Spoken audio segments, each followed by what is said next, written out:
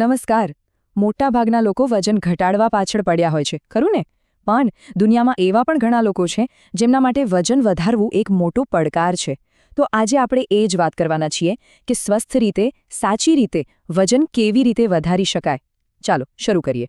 આ વાત કદાચ જાણીતી લાગી રહી હશે ને, કે ગમે તેટલું ખાઈ લો પણ વજનનો કાંટો 1 ઇંચ પણ આગળ નથી વધતો. આ ખરેખર નિરાશાજનક હોઈ શકે છે. પણ સારી વાત એ છે કે આનો ઉકેલ છે, અને એ પણ બિલકુલ વૈજ્ઞાનિક. સૌથી પહેલાં તો એક વાત મગજમાં સ્પષ્ટ કરી લઈએ. અહીં વજન વધારવાનો મતલબ ચરબીના થર જમાવવાનો બિલકુલ નથી. ના, આપણો ધ્યેય છે શરીરને અંદરથી મજબૂત બનાવવાનો, મસલ્સ ગેઇન કરવાનો અને શક્તિશાળી બનવાનો. તો પહેલો સવાલ એ થાય કે આખરે એવું તે શું થાય છે કે વજન વધતું જ નથી? કોઈ પણ સમસ્યાને ઉકેલતા પહેલાં એના મૂળ કારણને સમજવું ખૂબ જ જરૂરી છે. ચાલો એક નજર કરીએ એવા કેટલાક સંભવિત કારણો પર. આના પાછળ ઘણા પરિબળો હોઈ શકે છે. જેમ કે કેટલાક લોકોનું મેટાબોલિઝમ એટલે કે ખોરાકને ઊર્જામાં ફેરવવાની પ્રક્રિયા ખૂબ જ ઝડપી હોય છે. જે પણ ખાઓ એ બધું ફટાફટ બળી જાય. તણાવ પણ એક મોટો વિલન છે. અને ઘણીવાર આપણને લાગે છે કે આપણે ઘણું ખાઈએ છીએ, પણ હકીકતમાં શરીરની જરૂરિયાત કરતાં ઓછી કેલરી લઈ રહ્યા હોઈએ છીએ. આ સિવાય નબળું પાચન અને હોર્મોન્સમાં ગડબડ પણ આનું કારણ બની શકે છે. સારું, તો કારણો જે પણ હોય, હવે વાત કરીએ એના ઉપાયની. હવે આપણે એવી પ્રેક્ટિકલ ટિપ્સ પર ફોકસ કરીશું જે ખરેખર કામ કરે છે. આને વજન વધારવાની સફરનો એક એક્શન પ્લાન સમજી શકાય. આ 5 પગલાં સફળતાની ચાવી છે. કેલરી વધારવી, પ્રોટીન પર ધ્યાન આપવો, ખાવાની રીત બદલવી, હેલ્ધી ફેટ્સ ઉમેરવા અને હા, કસરત. આ 5 જરૂરી છે. ચાલો એક એક કરીને બધાને વિગતવાર સમજીએ. આ વજન વધારવાનો નિયમ નંબર 1 છે કેલરી સરપ્લસ.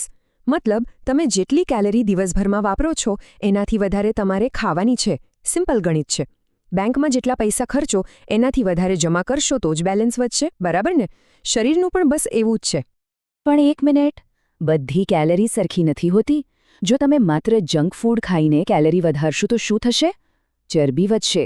આપણે એ નથી જોઈતું. આપણે મસલ્સ બનાવવા છે. અને એના માટે કાચો માલ એટલે પ્રોટીન. દૂધ, પનીર, દાળ, ઈંડા આ બધા તમારા શરીરના બિલ્ડિંગ બ્લોક્સ છે. એક સાથે 3 મોટી થાળી ખાવા કરતાં દિવસમાં 5 થી 6 વખત થોડું થોડું ખાવું વધુ સારું છે. કેમ? કારણ કે આનાથી પાચનતંત્ર પર વધારે બોજ નથી પડતો અને શરીરને સતત એનર્જી અને પોષણ મળતું રહે છે. ફેટ શબ્દ સાંભળીને ગભરાવાની બિલકુલ જરૂર નથી. આપણે વાત કરી રહ્યા છીએ હેલ્ધી ફેટ્સની, જેમ કે ઘી, બદામ, અખરોટ અને પીનટ બટર. આ વસ્તુઓ કેલરીથી ભરપૂર તો છે જ, પણ સાથે સાથે શરીર માટે ખૂબ જરૂરી પણ છે. એને વજન વધારવા માટેનું સુપરફૂડ કહી શકાય. અને હવે સૌથી ઇમ્પોર્ટન્ટ પોઈન્ટ. જો તમે ખાલી ખા કરશો અને કસરત નહીં કરો તો બધી વધારાની કેલરીઝ સીધી ચરબી બનીને જમા થશે. કસરત, ખાસ કરીને વજન ઉપાડવાની કસરત, તમારા શરીરને સિગ્નલ આપે છે કે આ કેલરીને મસલ્સમાં ફેરવો, ચરબીમાં નહીં. કસરત તમારા ખાધેલા ખોરાકને સાચી દિશા આપવાનું કામ કરે છે. સારું, બધી થિયરી તો સમજી લીધી, પણ પ્રેક્ટિકલી શું કરવું?